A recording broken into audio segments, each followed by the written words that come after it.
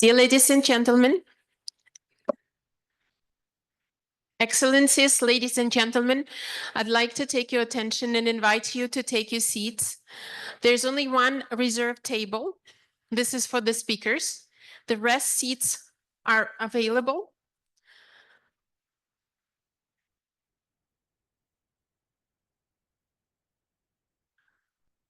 Please mind that we have reserved the table for the speakers. The rest of the tables are free seating. You're welcome to sit anywhere you like. Yes, please come here. Yeah.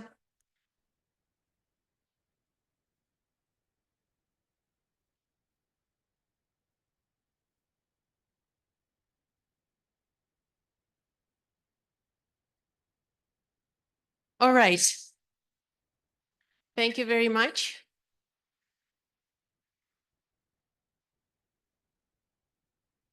On behalf of European Business Association of Kazakhstan and EUROBAK Board of Directors, allow me to welcome you to EUROBAK event dedicated to honoring women in diplomacy and business. This is held under the platform for professional development of women in business and boards.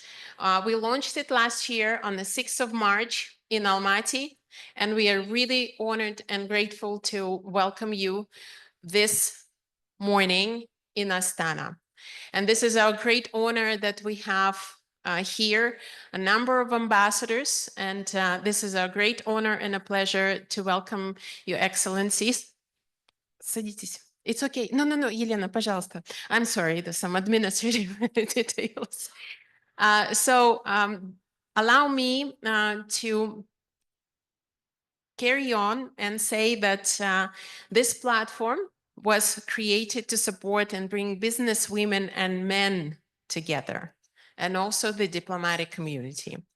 We are here not just to talk, but to connect, exchange, support, and grow together. To have an open dialogue on our careers, our leadership journey, and the unique challenges we face. And most importantly, to inspire one another to keep moving on and keep growing. We believe in a leadership that is inclusive, thoughtful, and courageous. And we believe that women bring perspective, intuition, attention to detail, empathy, and resilience. We are not here to compete, by no means. We are here to collaborate. And this platform is about, as I said, growth, not only individual, but collective growth. We want everybody who takes part in this platform to walk away with something real, a new idea, a new connection, a piece of advice, and is simply confidence to take to the next step in your journey. And none of this would be possible without our incredible sponsors. I would like to thank our sponsor, Coca-Cola Kazakhstan, Metro Cash and Carry, and Efes Kazakhstan for their generosity and believing in this project, and for investing in the future of inclusive, sustainable leadership in Kazakhstan. Your support means a world to us. So thank you very much. And please join me in a round of applause to our sponsors. And our speakers this morning are women who lead with purpose, women who build, innovate, create, and inspire in diplomacy, in trade, in business, and social spheres. And I cannot wait for us to hear from them and learn from them this morning. So please welcome our speakers. I will be introducing them. And I invite you to make this day of connection, inspiration, and real conversations as a memorable day that you will take with you for many years ahead. Thank you. And for the welcoming remarks, I'd like to invite Her Excellency Aleshka Simkic, Ambassador of the European Union to the Republic of Kazakhstan, and also EUROBAK Honorary Board Member. Please welcome Her Excellency Ambassador.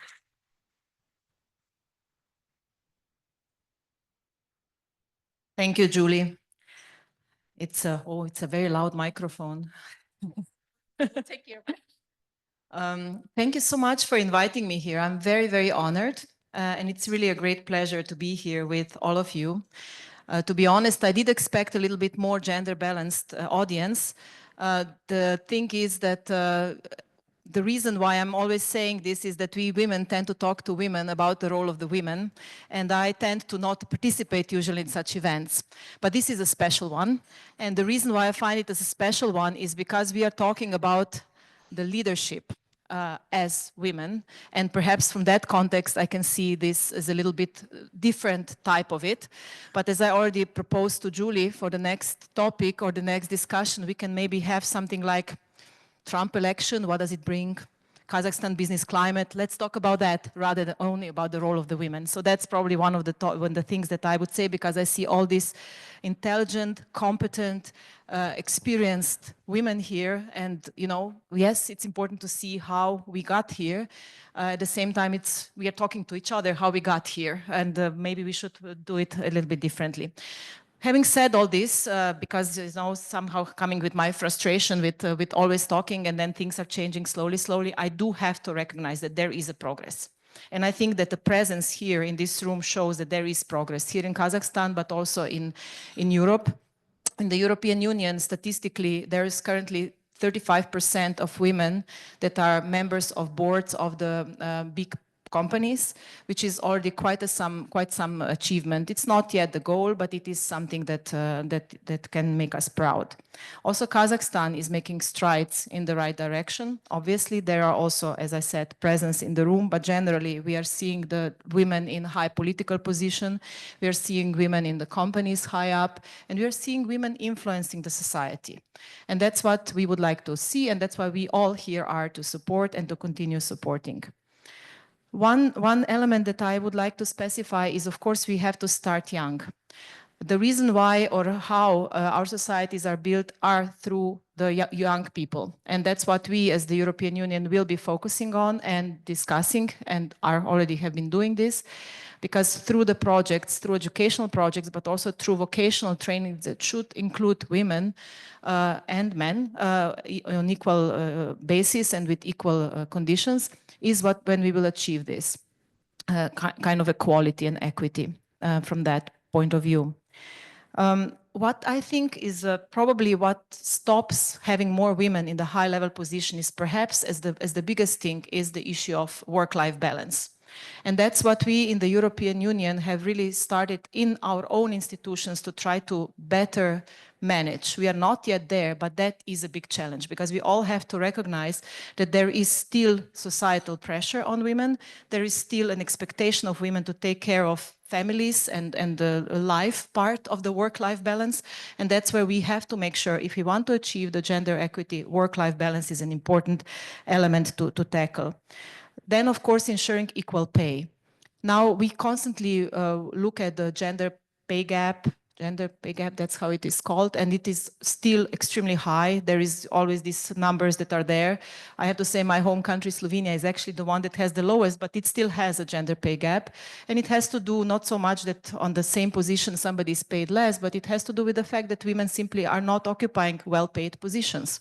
And one of the reasons, again, we are coming back to the proper managing of the work-life balance as well, plus perhaps being a little bit too timid on taking upon oneself a challenge of leading. And one last point that I think we should, of course, address is the unconscious biases. I mentioned the social pressure, but also bias. And here I'm not talking about bias for men and expectation of men on women, but also on women on women.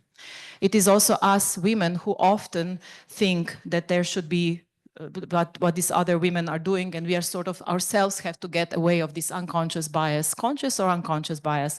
And that's probably one of the elements that I like us as women in leadership to also tackle.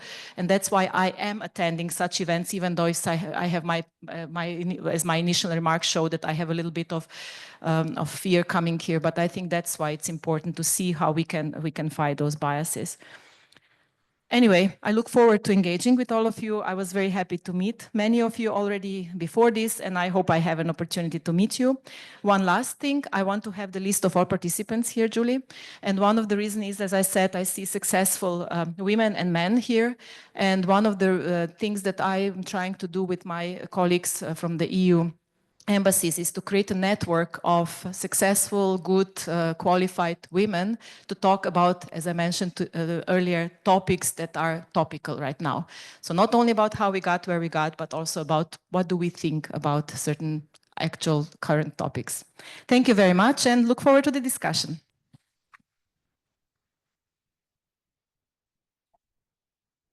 Thank you very much, Ambassador.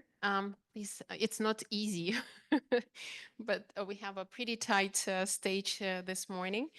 I know that many of you know and love the instrument. Please welcome Risti Zhenbershiva, winner of international and national competitions.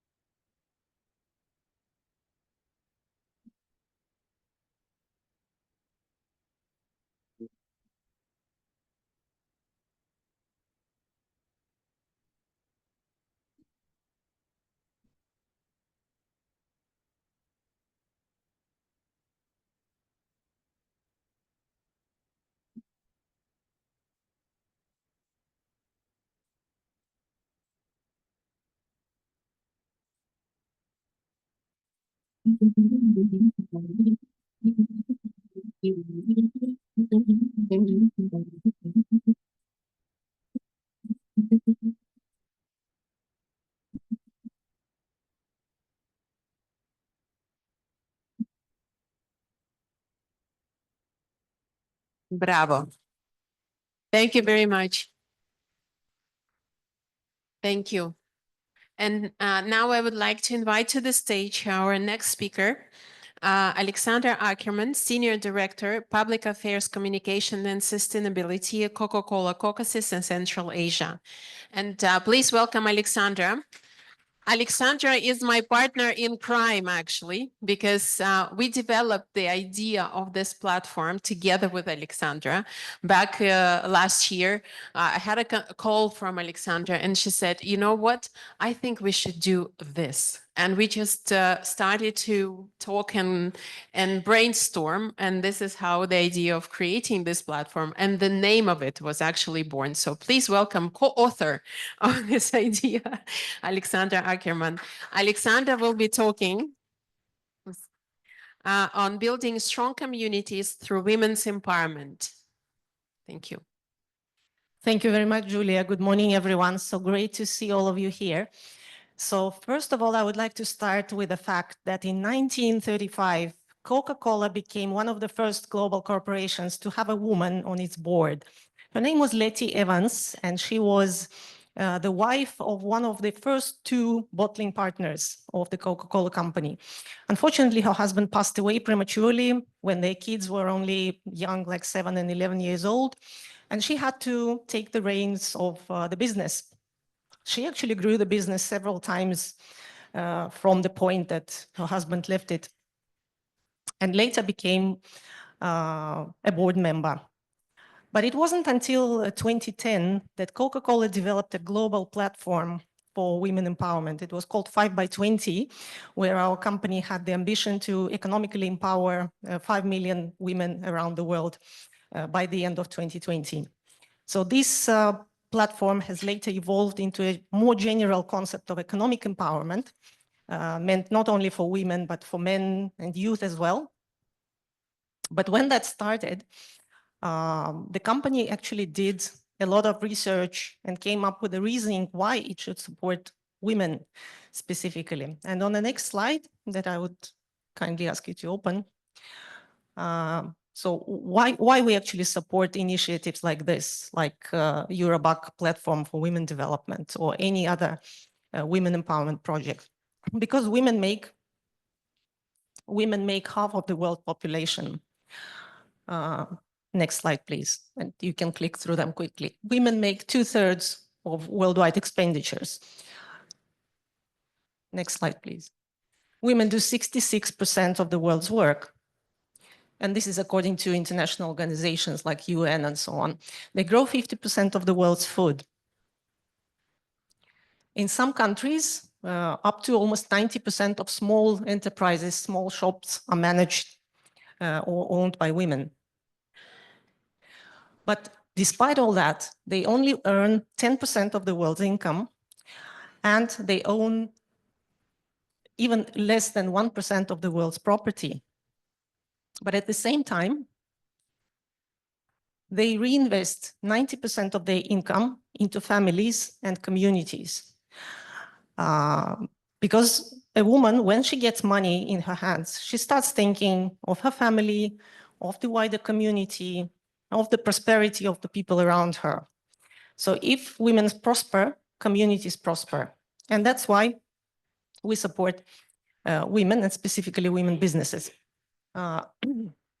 When we were crafting, so I am responsible for the Caucasus and Central Asia region, 8 countries, but I was one of the champions of the Women Empowerment Program of Coca-Cola in a wider region, Eurasia and Middle East, that includes 25 countries. And we looked at them, we made our research, we saw that actually in these countries, the gender gap, the pay gap is even higher than anywhere else. Like only 2 of the 8 countries in my responsibility are in top 100 in the World Economic Forum Gender Gap Report. So Georgia only at the 55th place, and Kazakhstan at 65th. This is the data from 2024. Women have lower economic participation opportunities. Again, only 2 countries, Kazakhstan and Azerbaijan, in top 100 ranking. They have low representation in leadership roles, less than 30%. They are underrepresented in entrepreneurship versus global average. And unfortunately, up to 80% of women in our countries work in informal sector, which deprives them of medical insurance, of social insurance, and other privileges. So this only made us even more convinced that supporting women in our region, and especially in the Caucasus and Central Asia, or the Middle Eastern countries, is the right thing to do. And we support these projects primarily through the Coca-Cola Foundation, which is an international charitable foundation based in Atlanta, where the Coca-Cola company transfers not less than 1% of its annual income for various philanthropic projects. And these projects fall under 4 categories. One of them is economic empowerment. Another one is water replenishment. The third one is packaging waste management. And the fourth one is disaster relief. But we actually try to connect the water replenishment and waste management also with women empowerment. So whenever we can, we design programs that connect the two, so that give women the opportunities to earn through water replenishment or through waste management practices. And I will show a couple of examples of such projects later. So in the area of economic empowerment, our most famous project in Kazakhstan is Coca-Cola Stepping Stones, or Coca-Cola Belistery in Kazakh. It is in its 13th year now, and it has grown into quite a big platform. So the program provides free of charge training in the basic entrepreneurship online to women, whoever wants it. And then after they receive the certificate, they can take part in a competition for grants. So again, absolutely free, interest-free grants. They are small, from $2,000 to $4,000. But it is a starting capital that works very well, especially in rural areas. And traditionally, the program focuses on rural women because they have less employment opportunities, there is less income in the rural areas. And women also have more opportunities to do something with their own, let's say, land. In agricultural businesses especially. So one of the pillars of this program is trainings for women. It's called Business Kumız in Kazakh, where we also have an online farmer school, which focuses specifically on agricultural businesses. So it has training modules with videos and detailed instructions on how to start and develop own business in one or another agricultural field. The second pillar is Business Orken, the trainings for youth. It's a bit different from the women's training program, more simplified, more engaging, because youth lose attention very easily. And it also gives the opportunity for youth to take part in the grant competition. It was introduced only last year as a novelty. So every year we develop this program, adding some new modules, modifying the training, and so on. And Business Turar is an accelerator for already existing businesses. It was launched this year. And the first, I think, a little bit more than 200 women have completed this accelerator. Half of these participants have grown their business by more than 40%, thanks to the accelerator, and created new job opportunities. Next slide, please. That talks about the results of the program. So during the past 12 years, we have trained more than 130,000 women in the basics of entrepreneurship. More than 6,000 of them have participated in the grant competition. So they try to create some business ideas and get a grant. But unfortunately, because the number of grants is very limited, it was from 10 to 30 during different years, only 167 grants have been awarded within the program. But the women who have been trained, they went and found financing elsewhere, maybe from their relatives, friends, or other microfinancing organizations. And they have created a total of over 10,000 jobs, 10,000 small businesses with more than 13,000 jobs in the country during all these years. Next slide, please. And this project actually ticks several sustainable development goals because it alleviates poverty by creating jobs, creating source of income. It allows communities to prosper. It shortens the gender gap.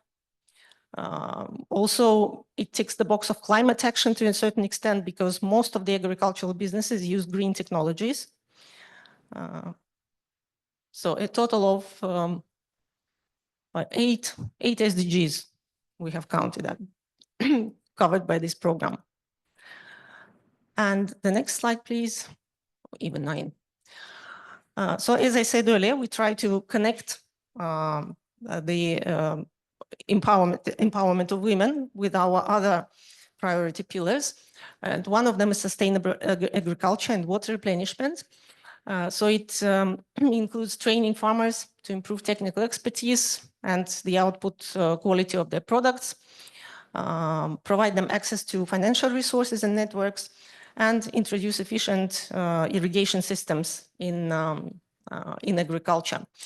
And last year, together with CAREC, the Central Asia Ecological Program, the next slide, please.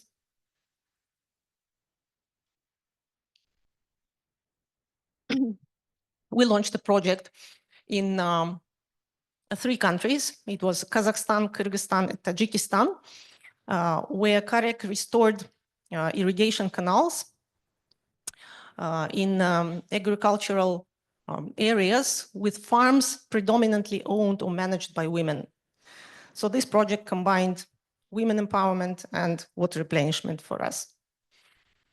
And in the next slide, you can see an example of a project with waste management. This is from Africa, because we don't yet have a similar project in our region, in the Caucasus and Central Asia.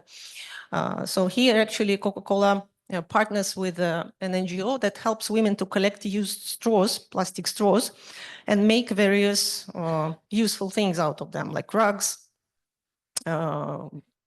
purses, and so on. And more than 2,500 women were trained in the skills of making these kind of products, and they earn their living by this project. But in Kazakhstan as well, we have several programs related to waste management, especially plastic waste, which have actually given birth to startups such as Ecocen and some others. Maybe you have heard of Pakizat Sailobekova, who is an eco-activist and manages one of the waste management NGOs in the country. So she is a graduate of a startup that was developed and financed by our bottling partner, Coca-Cola Almaty Bottlers in Kazakhstan. And next slide, please. This was all that I wanted to share with you during this short 10 minutes. Thank you very much. Thank you very much, Alexandra. And yes, please do stay on stage, because this is our next panel, business panel, where we will be inviting our other speakers. Alexandra will be joined by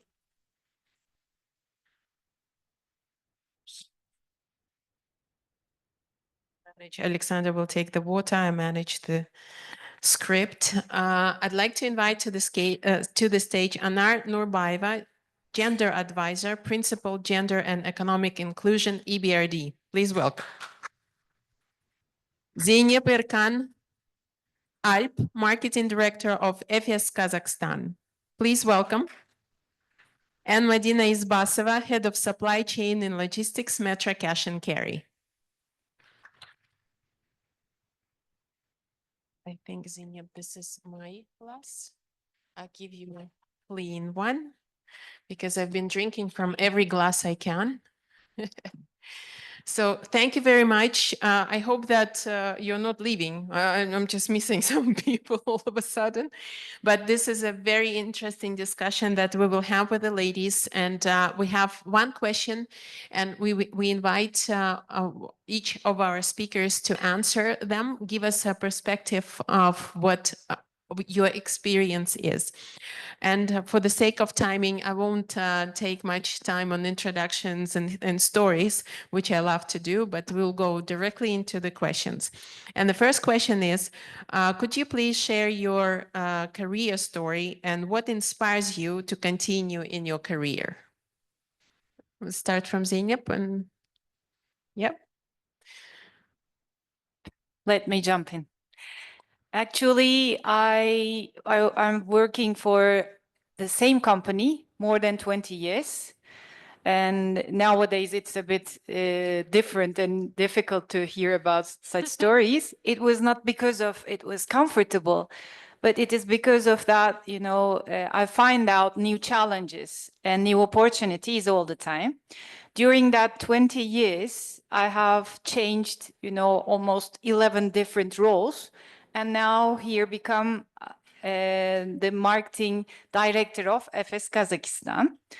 And it was for sure, the early starts was, I started as a sales representative, and it was from the entry level. I was, graduated from college and then, private university and so on. It was quite, challenging for my family to also hear about that. Are you sure you will be starting as a sales representative? But I followed my dreams and said that I would love to move because I'm originally from Ankara, capital of Turkey, and then moved to Istanbul. And afterwards, the main idea was just like my inspiration is to finding out new challenges and find out new growth opportunities, which took me here now. And for last 5 years, I'm the head of marketing in Kazakhstan. And I'm so grateful that I was resilient and I am so just like open to take, challenges, as it was discussed earlier session, that as a woman you need to balance your family and you need to take care of these the family internal things. However, I'm lucky to say that I'm the mother of a daughter and having that support of my husband also while moving here. So this is the main inspiration for me to find out new challenges, opportunities, and wishing to also have that challenges in the upcoming years as well, to strengthen, to grow as well. Thank you, Alexandra. Yeah, I think it's on now. So I started my career in the faraway 1996 when I found a summer job after the second year of the university, which later after summer became a permanent job. And it was a media intelligence company, media monitoring and intelligence. And I was searching, I think, for my destiny, for my inspiration, for what I wanted to do for 7, 8 years. So I tried myself in IT, in sales, in marketing, advertising, which I loved at the time, but then I understood that my character was not suitable for an advertising agency. It's a totally different type of people working there. So I quit the idea of working in an agency very quickly. I also tried to enter a fashion business, and then I stopped in communication. So I understood that this was something that I was apt for and I wanted to do. And I was working in Nielsen at that time, the global market research agency. So I was 4 years with Nielsen. Then I married a Turkish citizen and moved to Istanbul, where my diploma meant nothing, my experience meant very little, and I had to start everything from scratch, which I did. And I think during 9 years, I was so after 1 year, I found a job, again, matching my profession, my aspirations in communications. And for 9 years, I worked for a telecom company that used to own Kcell in Kazakhstan and some other mobile operators in the region. During my career, I understood, I came to Coke in 2016, also as a communications manager for the Caucasus and Central Asia region. And during this tenure, I understood that career is not something linear.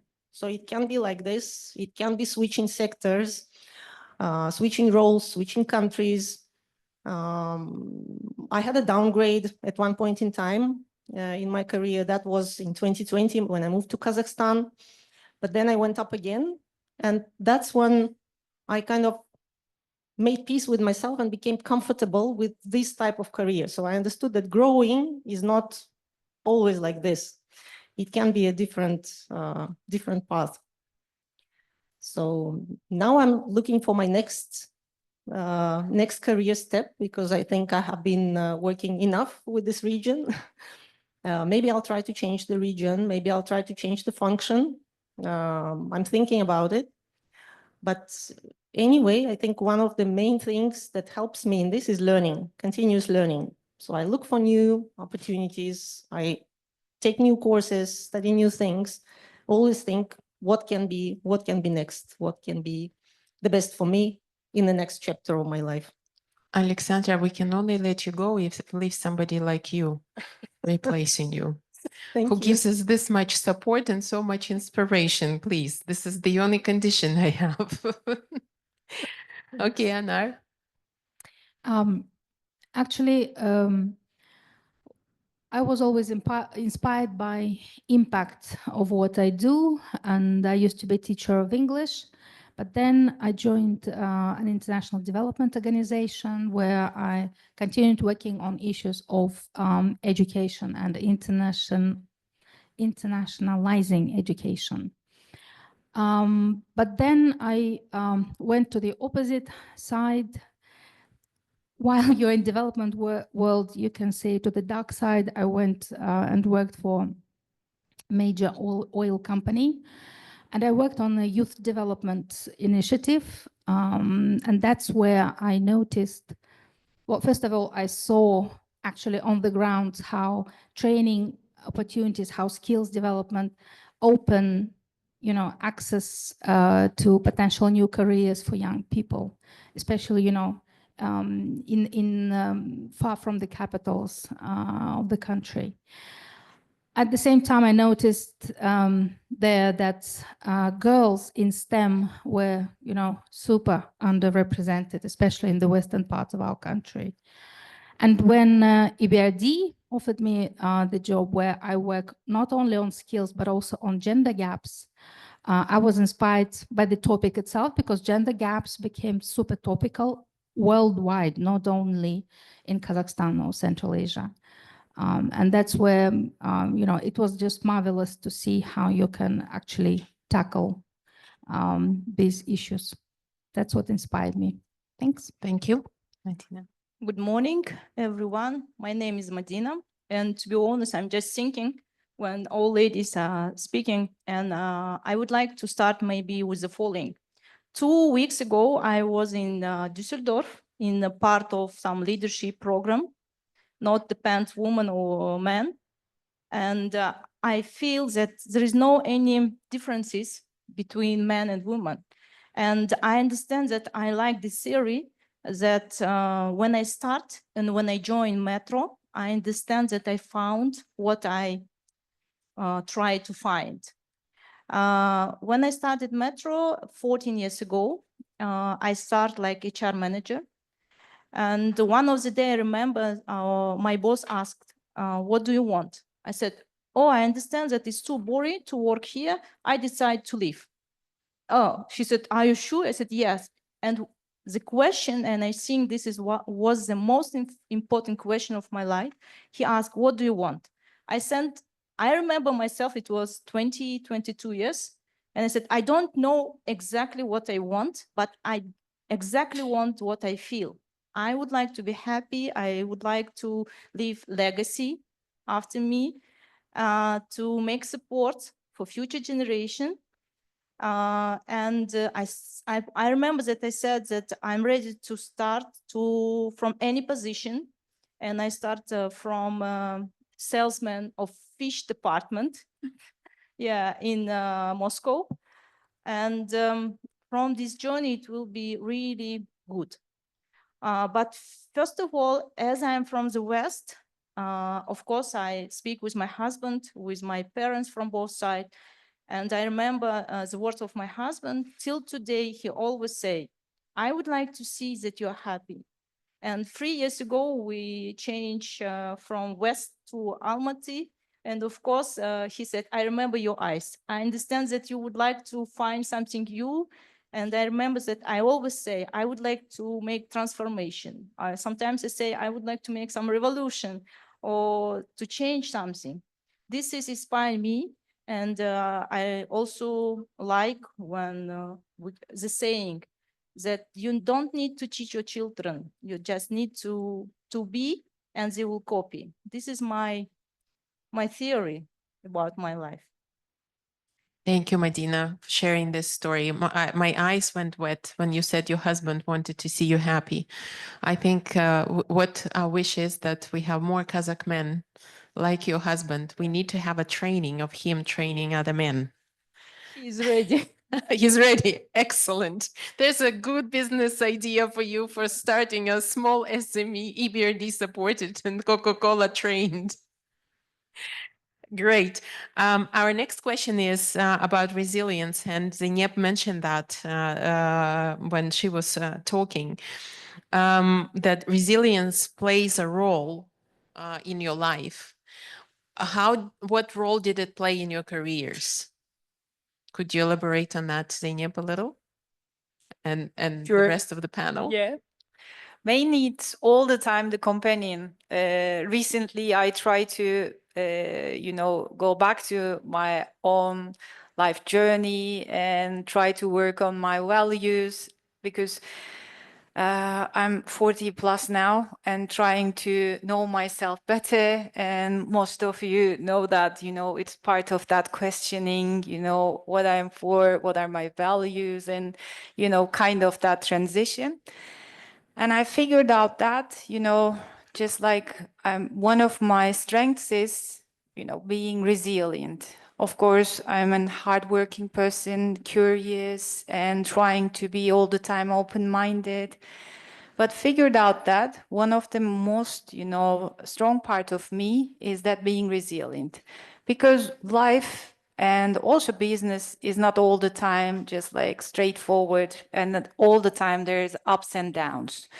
And we're learning and we're hitting the walls. And during that period, just like it's important to keep your, belief in yourself, keep that, keep on working. With that resilience, actually, what helped me, I kept on, working towards what I believe in.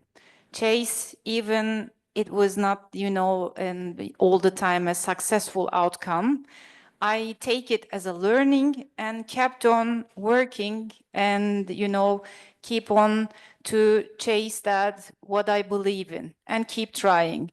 This is the part strengthens me and gives me the also motivation to take more, risks and to keep on learning.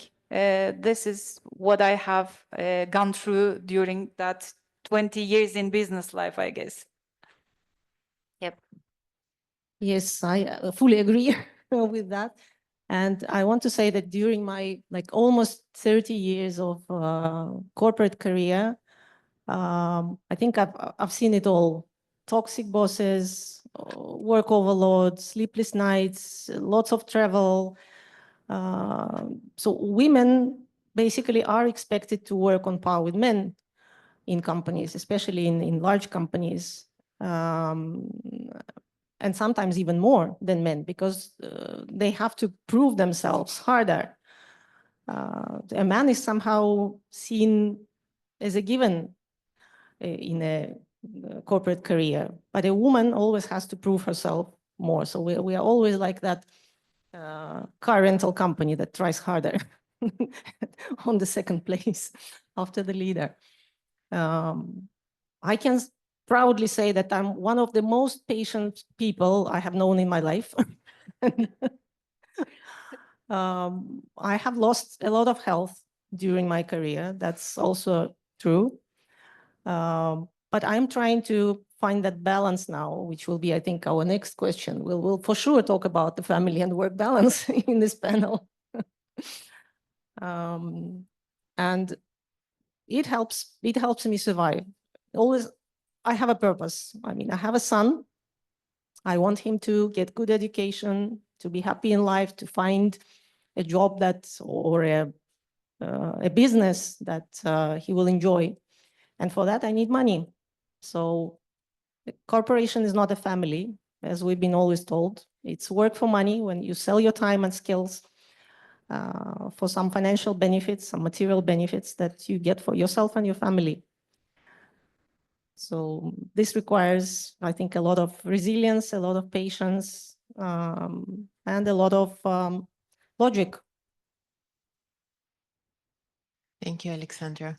For me, resilience is, it's actually what I needed to do while I switched, careers quite drastically, because my last role at the British Council, where I had worked for 14 years, was Deputy Director for Kazakhstan. So that was quite a, high position. And then I went to work for Chevron, and I just needed to learn a lot about corporate social responsibility, why and how, it can promote the company. And then when I came to EBRD, again, as I said, gender was quite a new area. I mean, I was always aware of the issue because I was lucky to have, no, my employees were lucky, good employees were lucky to have me. Basically, I need still to learn a lot about gender. So first of all, it's curiosity and being open to learning. And secondly is confidence, which you need because when you have to set a new footing and you have to face new leadership, or you have to show yourself in front of the leadership confidently, quietly, but not quietly, calmly, confidently, if it makes sense. So these are, for me, these are two key, what's the word? Character. It's not character, but okay, let it be character, yeah. Okay, thank you. From my point of view, Medina, I think, microphone. From my point of view, resilience for me is not a trend, it's a skill. The muscle which we must, or I, train every day. And I remember the story from my childhood. It started very early, resilience in my life. I was 6, 7 years old, and when my mother sent me to the bread, and when I come back, I remember like today, the big dog chased to me, and I ran, of course, dropped the bread. And when I came at home, my mother asked, her first question was, yes, where is the bread? I started to explain, but she said, please go away and bring bread. And I remember her words when I was on the way. She said, you must follow your goal and never come back without what you went. And I remember these words from my childhood. And now, after that, I face with a lot with threat of employees, with betray from some people who I'm so trust, with social or global challenges which we had, with some of death of my team members, and etc. For me, the resilience which I work every day, which I train every day, how I manage my emotions, how I deal with my parents because they have become more older, and how I manage my family also. Thank you. Thank you for sharing your personal stories. And I think what caught my attention was you have to prove yourself. I remember I was 10 years in EUROBAK, and one of the board members said, well, you know, Julie, you need to prove us that you can actually do it, the magazine. And I said, you know what? Really? And I put it in writing. I've been doing this for 10 years. I think I've proven enough. It's enough of proving. So if you take it or leave it. I think this is where the character comes in. And the board members were really impressed by that answer. And I did get their support afterwards. It's a tough world where you have to make a stand and make a statement. Unfortunately, we do lose some health over it as well. All right, our next question is, and I invite you to be brief and dynamic, because this is about dynamics. How have you observed gender dynamics shaping leadership pathways in your sector over the years, and how have you personally approached these dynamics? Mainly, I'm the only child of my family. So I've grown up in an environment that I haven't been aware of that there is an issue regarding gender, because all the time I was encouraged to speak up, take my own responsibility and chase back whatever I believe in. So in that sense, I am a lucky one to just feel that, totally starting with an equal, platform. And up until I have become just the director and moving towards that top levels, I haven't feel that there isn't just a difference between the genders or the dominance and so on. But when I come here, I'm relocated to Almaty, Kazakhstan, and I was the only, woman in the board of my, company as a woman representative. And it just like make me feel so proud, and to have that, you know, having the word over there. And on the other hand, I started to also feel that, yes, there is that male dominance. And, you know, just as we are all speaking up, we are hardworking people chasing and all the time trying to do our best and resilient, keep on ongoing. Even people don't feel that it will gonna work. We try to make that work and so on. And I figured out that there is that the male dominance over there. But what I have also had just like practiced is that if you keep on what you are really good at, and if you just like being resiliently following, that it just doesn't create a barrier to you. It's something that, of course, this is the reality, and there are social norms, expectations from the genders, but we are here, and we see that we are in that transformation and changing. Like early in the morning session, the ambassador mentioned that the uncomfort about that all women together, just like a couple of men within the room. I'm so grateful that we have that also participation. But mainly, this is going to be the shift of all our social values and acceptance, and having that the equal grounds. I know a lot of, you know, people, we are all here strong women with our profession, strong leadership. So we don't need a special treatment. And there is clear need is that equality and to be, you know, keep on hardworking. And it is the same in my company that I'm seeing that at the beginning, I was the only one in the board level.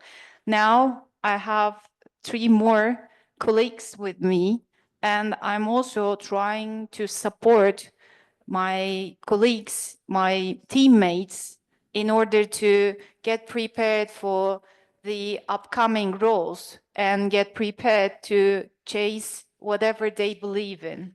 We need to show our strengths and keep on doing our hard working and chasing, showing that how we are capable of.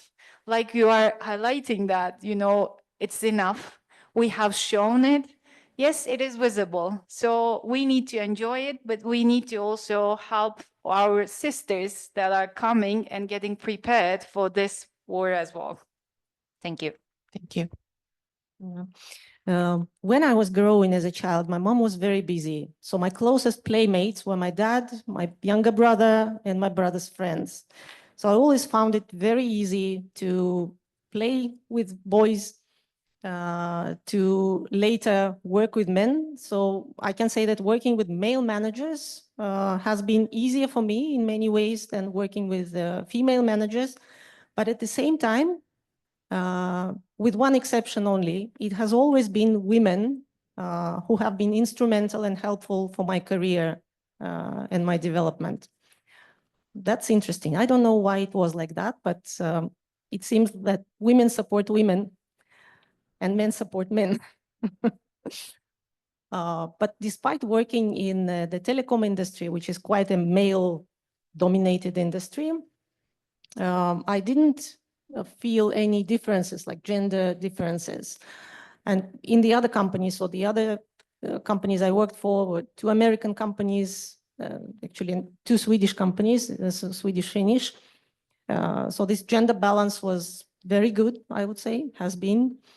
There has been no problem with that internally, but externally, I find Caucasus and Central Asia region, and Middle East for that matter, a very tough place for a female leader, because a lot of problems, a lot of questions are solved in networking. And networking happens after working hours, in bars, at drinks. The government is still male-dominated, so it's quite difficult to be in that networking circle with the government officials as a woman. And one of my friends working in Uzbekistan, she was also, I think, the only or maybe one of the 2 women on the leadership team. of the telecom operator there, she had to start smoking because she found out that all the important topics and problems were covered during smoke breaks.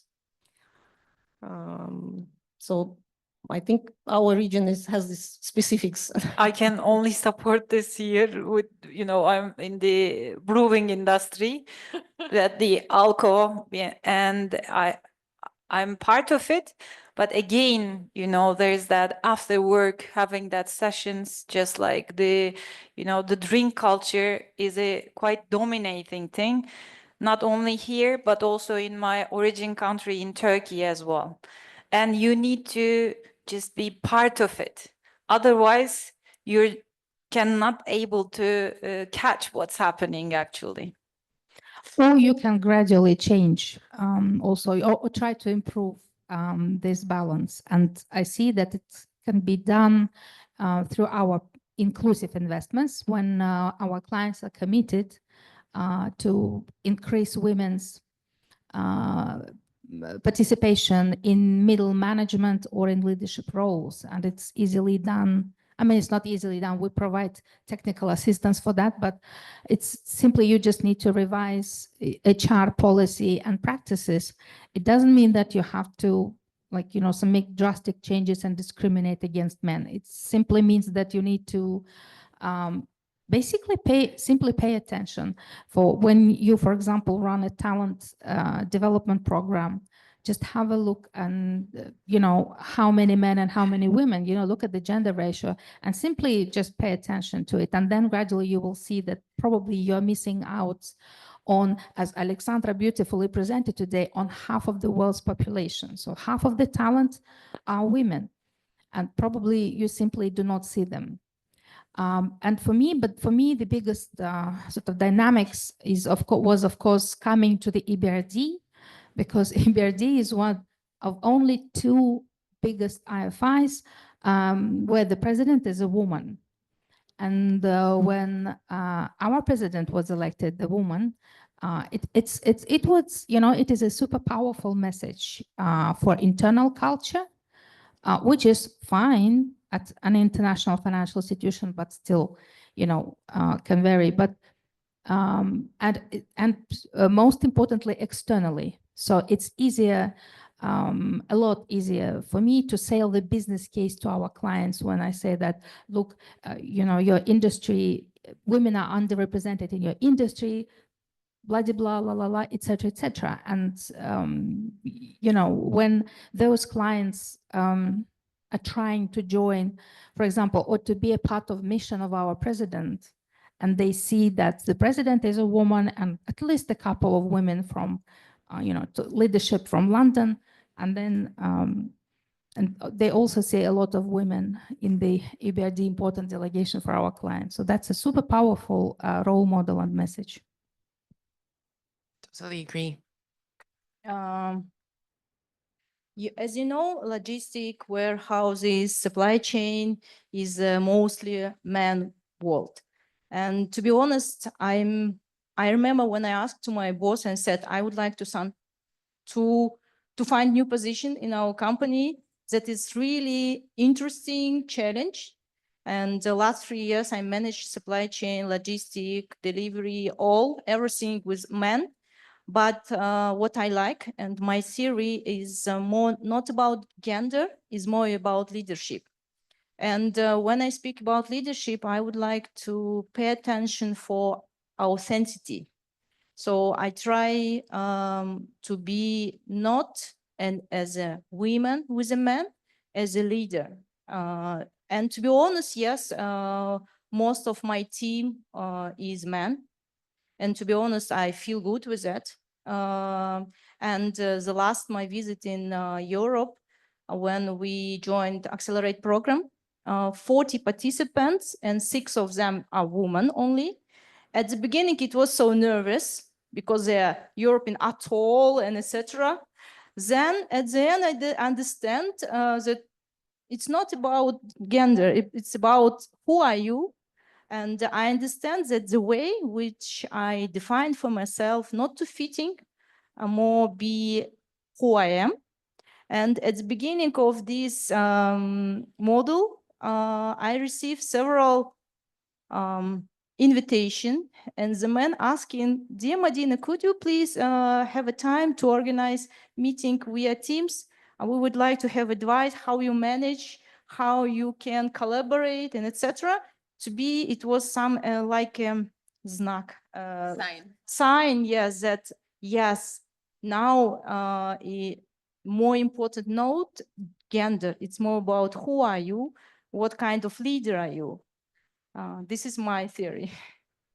Totally agree that professionalism matters, and then gender goes away. There are some things, but generally, if you're professional enough, you're highly in demand. And when you are highly in demand, tell me how, and tell us, how do you balance personal and professional lives?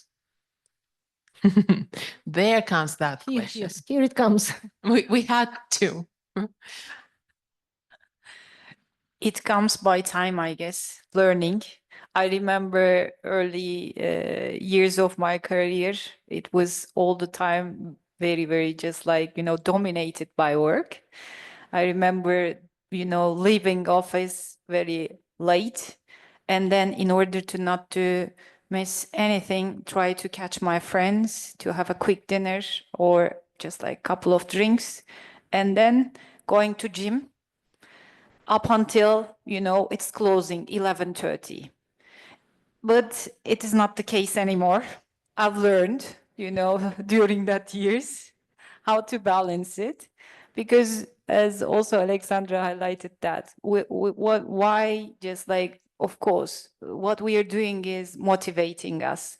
What we are just like, chasing our dreams in order to present that we are here and we have just like great stance here. On the other hand, we also chasing to have an, balanced life, to enjoy, spend time with our loved ones, spend time family, or would love to, practice what makes us more calm or just like enjoy. So learned it after years, time to time, of course. It requires, again, more stronger allocation of time to work. But, it's part of the professionalism, I guess. I am just like taking more time to plan and to not to dominate, to not to steal from my personal time and to relax. Because otherwise, I'm also feeling and, just like those, my health, my body warns me to slow down and take my time for myself. Yeah, that body, huh? If it only could run restless. Yes. Well, I can say that balance is not something that you reach and keep. It's not static. If you imagine a balance board, it's always like this. So you lose a balance, then you have to bring it up again to stand still and strong. And I think I have been balancing my personal and work life better during the past few years of my career than during the early ones. But I always think that, well, I agree with the statement that half an hour of very high quality time spent with your child or your husband or your parents is worth much more than 4 hours of empty time or less quality time. And I also agree that in order for a child to be happy, the parent must be happy. So I prioritize my happiness to then make my loved ones happy. There was a year when I worked on my latest promotion in 2023. I was triple hatting in 3 roles. I worked day and night. I got that promotion, but then I prioritized my family time. So I started paying more attention, spending more time with them. And it's all about priorities. It is so true that people say, don't say I don't have time. If you have a priority, if you can set a priority, you will find time. So now I have decided that sport must be one of my priorities for my age, because I feel it must. And I have started prioritizing sports. So I spent sometimes like 4 days a week in the mornings. I go to work later, but then I stay later, or I take some of the work home. Sometimes I spend less time with my son during the weekend, but then again, I tell myself that I do it for our common good. So I will be happy, he will be happy. And it's very personal, I think, because for some people, well, family dynamics can be very different. Priorities can be different. But what I think one important thing is that we need to balance is actually the energy. So now it's very popular to talk about male and female energy and that balance. And we usually have tend to have a lot of male energy at work. But one thing I have understood, we shouldn't compete with men. We will lose in this competition. So the only person to compete with is yourself. Who you were yesterday and who you are today. So in that competition, balancing this female and male energy is important, I think. Thank you. Definitely. I support that. First of all, you need to be very mindful and be super present first at work and then in your free time, because it's not always a matter of how many hours you spend on yourself or for your with your family, but it's basically, you know, how present you are.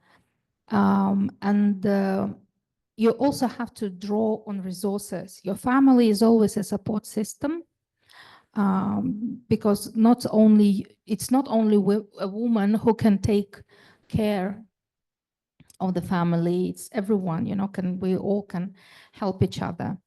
And also, I would like to say that your employer also has to be one of the sources for this support. Just a brief example, for example, my mom got super sick, very sick in December. She's 86. She's a lot better now. But I had to spend more than 4 months, you know, to look after her. And my employer gave me all that time. First of all, although there's we have a rule of working from home like 50-50. And normally, you know, people think like 2 days in the office and whatnot. But I was simply told by the manager, just go work from home as long as you need, even if it's years, because family comes first. And I also was considering taking the so-called long-term care leave, when EBRD gives 4 weeks of paid leave time to look after your family. And it doesn't have to be your immediate, like only husband or child, it can be your parents. All you need to do is provide just one paper of medical, you know, you have to have some records confirming that the person your family member was sick, for example.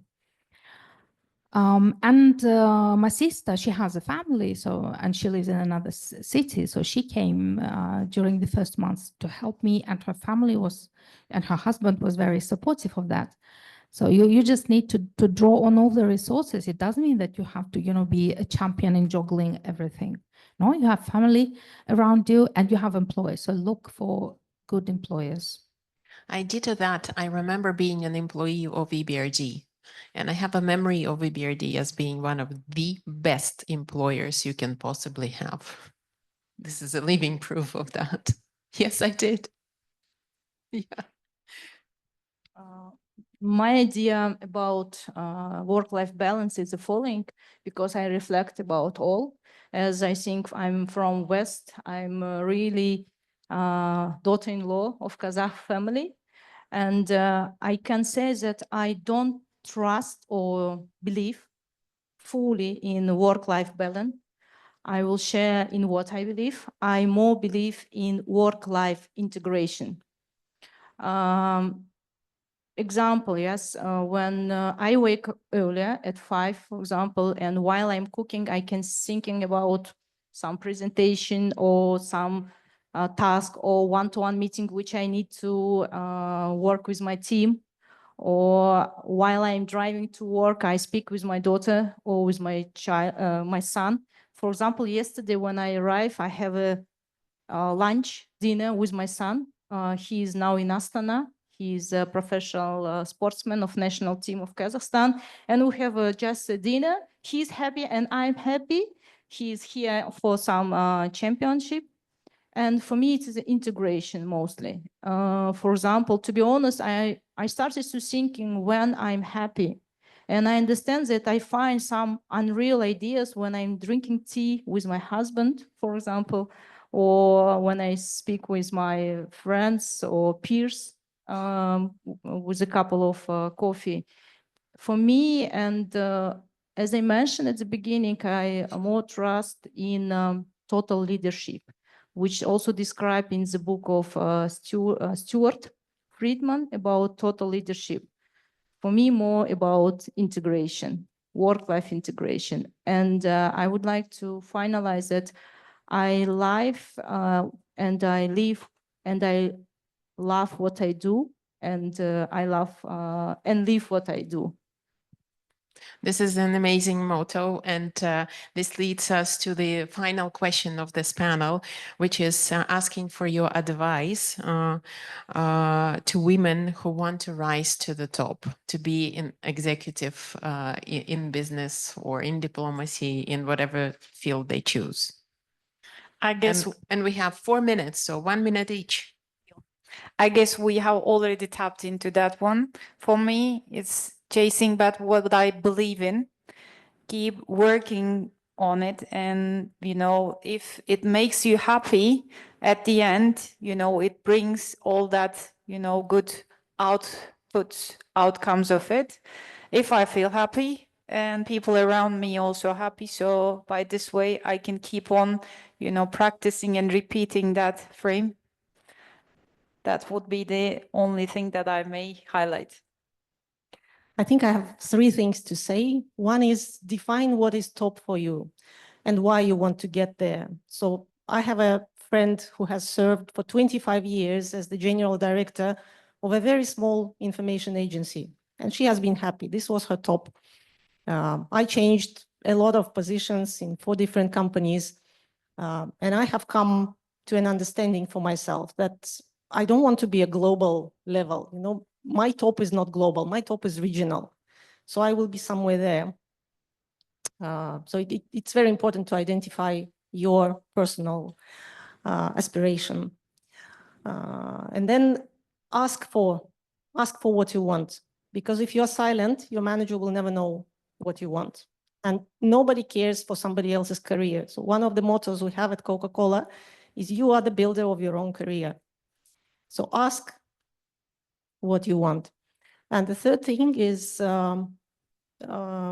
don't underestimate yourself as a woman. So we are not inferior, we are superior to men, in fact, because men only have 3 main hormones: the testosterone, a little bit of estrogen, and thyrotropic hormone.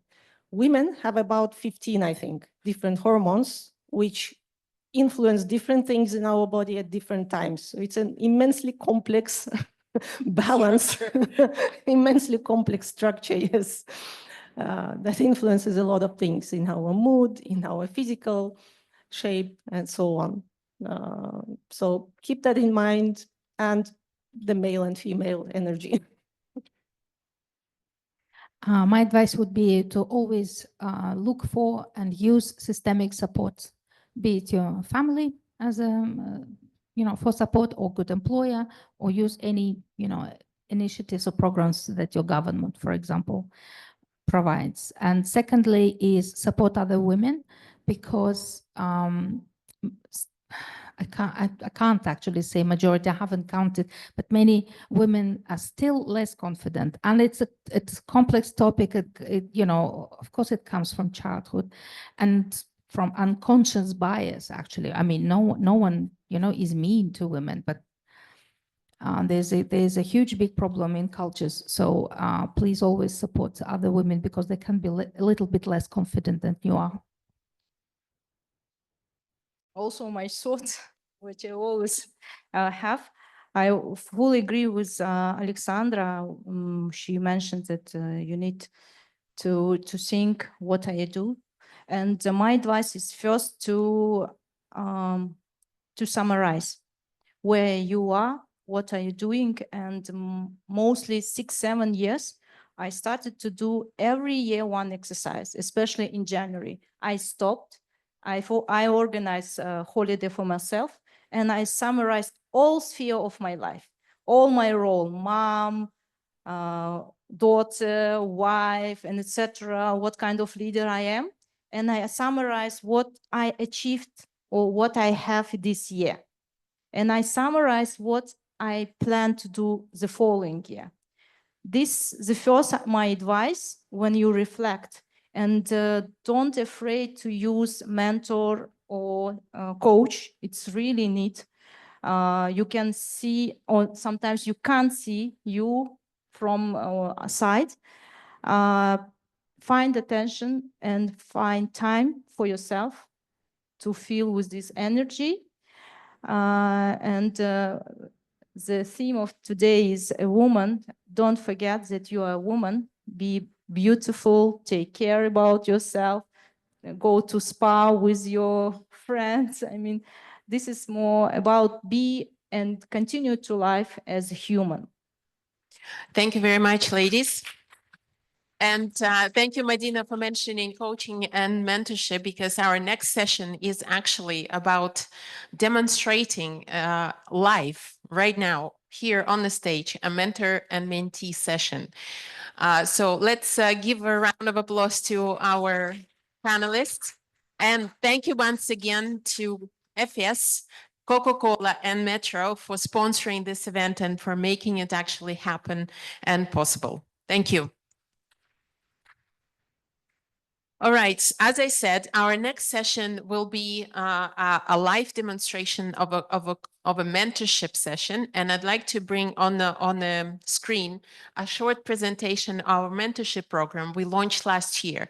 We took leaders from different sectors, and we asked them to be a mentor for the mentees of EUROBAK member companies community, and I am actually certified mentor myself under ICF standards, and I had about five people who went through my mentorship meetings. 2 of them are my team members, and I found it as a great value to contribute to the development of women. But what we wanted to show that, first of all, there are opportunities. You can become a mentor, and women from EUROBAK member companies can come to you as mentees. And you can also become a mentee of someone that you think can actually be your mentor. These are our mentors. They're actually quite strong leaders, women leaders in the society, in business. And we inspire more women to join this program. They're taking different topics. EUROBAK Secretariat can actually provide you with what directions they're taking. And yeah, we won't take the time to go through the presentation as a whole. If you're interested, just let us know. Evgenia and Zauresh, they're here. They will email it to you. But what we wanted to do today is actually have a session with MCC coach. I don't know if you are familiar with coaching, but MCC is the top you can have in coaching. And our guest here this morning still, Elena Lazareva, and Elena is advisor to COO and C-level teams on leadership and face of challenges and uncertainty, partner and co-founder of International Business Coaching University, EQ certified tutor.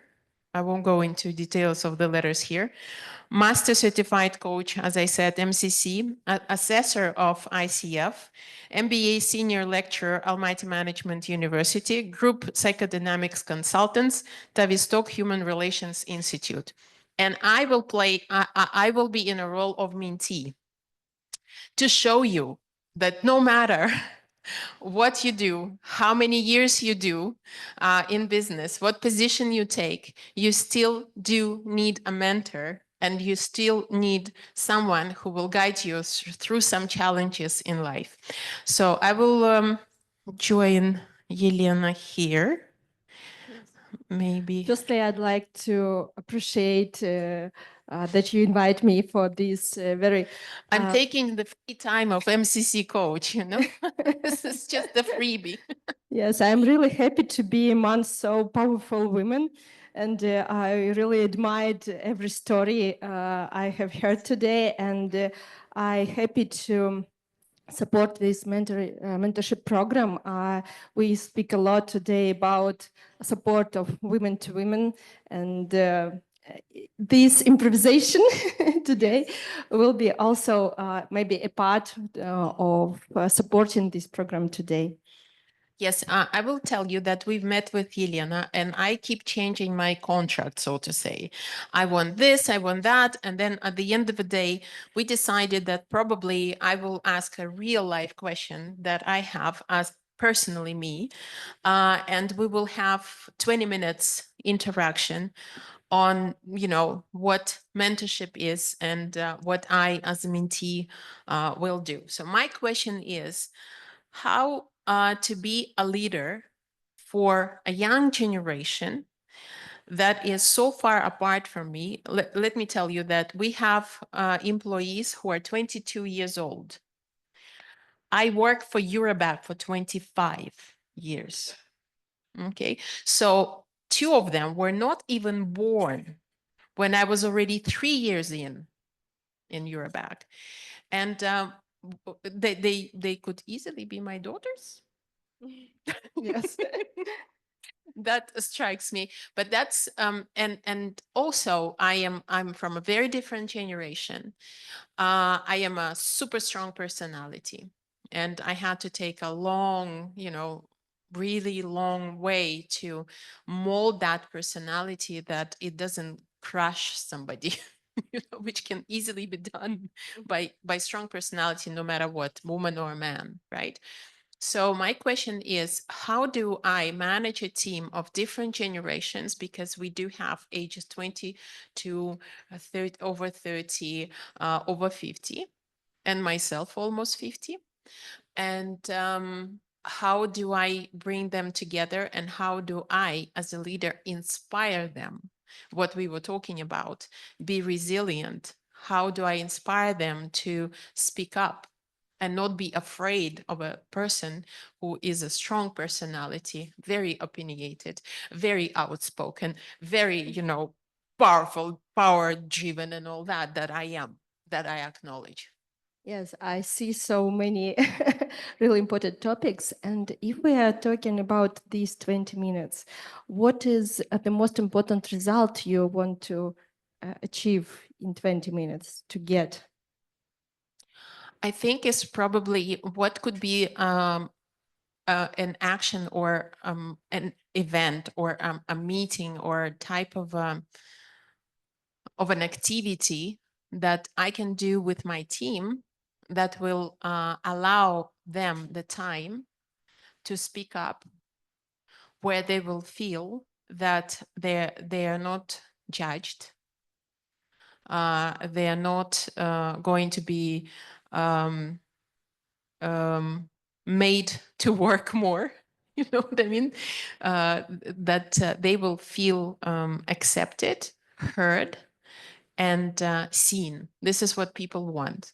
They want from a leader to the acknowledgement. They want to be seen. They want to be heard. They want to be accepted.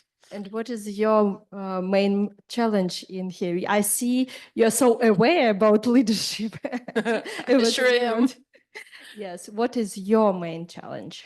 Yeah. I think my main challenge is that to catch that moment, because what I said, it's important. We said to be mindful.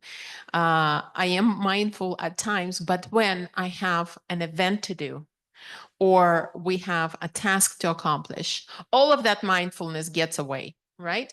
I need a result. I need it perfectly done. I need it to be done in time, no mistakes. And I am really highly demanding quality type of leader, right? Because we're doing a product that is for the outside world, and I have a very little tolerance for mistakes. And what would you like to change?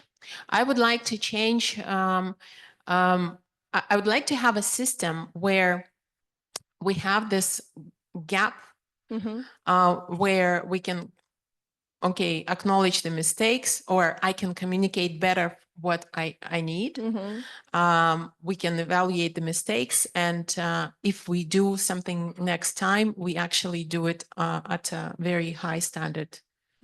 So that that through that process of giving, you know, of going through the mistakes, people are not hurt, and they are not destroyed. Destroyed, okay. Yeah. Okay, Yulia, maybe I'll share some ideas and we will discuss these ideas, what is more appropriate for you, what is maybe not appropriate. And firstly, I'd like to start with the general leadership maybe focuses. As you mentioned, very often leader is focused on result and the quality of result. But nowadays, we talk, when we talk about leadership, we talk about 3 dimensions: results, emotional state of a team, of a leader, and of a members of the team, and their relationship. And the main idea that every leader should pay attention and should spend time taking care about not only tasks, but taking care about emotions and taking care about relationship. Because, regarding this idea, I see the first topic is your personal resilience. Yes. Here I'd like to support the idea of Madina mentioned that this is everyday training. And what is resilience? It's not an ability to cope and resist the stress. It's an ability how quick we can restore after stressful situation, how we can restore our psychological and physical part. So what I could suggest to you, it's just train every day, maybe to have some notification in your mobile phone, what I'm feeling now, every 2 hours. Just ask yourself, what am I feeling now? Just to train this ability to catch this emotion in the stressful situation. Every time I will go lay down, I think. Every 2 hours, what I'm feeling right now, go lay down. Yes, because it's really difficult in very important situations to think about emotions, but if you train it before, as in a gym, you train before then to go to any championship. So it will be easier to you to name. There is a set expression about emotions. Name it to tame it. Name it to tame it, but you should train it.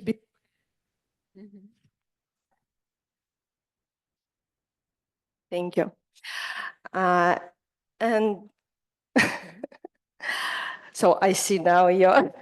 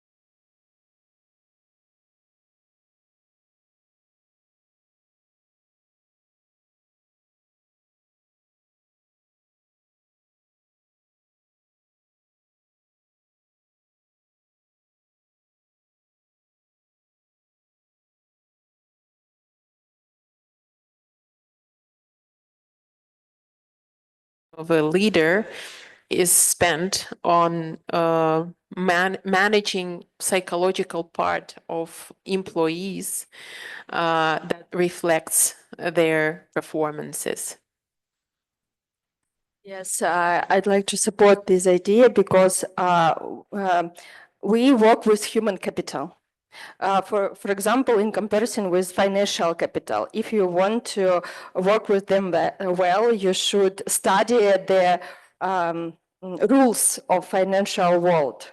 So if you want to cope with human capital, you also should be aware about our nature, psychological, physical, neurophysical nature. And this is also one of your power if you know how it works and you can manage it. And I quite agree that today leader, it is not just regular management, just to give tasks and to organize the process. This is more complex activity, I can say. Yes, and we, I guess this is the trend of different professions and different roles that you should be a good expert in one sphere, but you also should be a little bit expert in marketing, in sales, in psychology, maybe even in supply chain sometimes. Yeah. All right. Thank you very much. I think. Just last question for our session. What is the main idea, the main outcome you take from this session? I think that for me, it was important that giving time to expressing emotions should be linked to the task.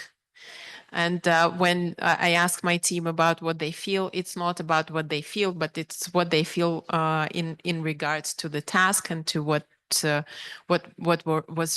we were doing, right? Because talking about emotions is something we can do during lunchtime or after 6 o'clock. But when we are talking and asking a feedback on what's happening and where we stand as a team, it should be related to the team, to the tasks, and around the working process. So thank you very much. Thank you for your trust. This was a demo session. I think I was very straightforward, maybe even too straightforward. Now many of you are afraid of me. Kidding.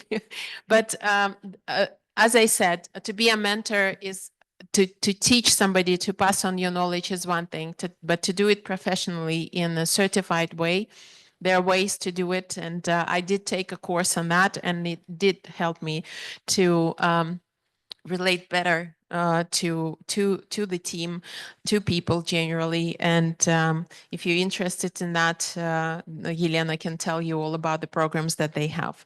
So by this, we'd like to finish and wrap up our event this afternoon already. We'd like to once again thank our sponsors, Coca-Cola, Efes, and Metro. Thank you very much. And I'd like to also thank my team. Most of them are in Almaty. They are providing a backup support. You know that there is a Zoom session, there's a live stream going on right now. And please give a round of applause to my team. Olga Xenopoulos, EUROBAK GR Manager. Evgenia Potlova, EUROBAK Senior and PR and Event Manager. Zauresh Tanatarova, who is replacing Evgenia. And just this is her first event, so please welcome Zauresh. Это боевое крещение, по-русски скажем.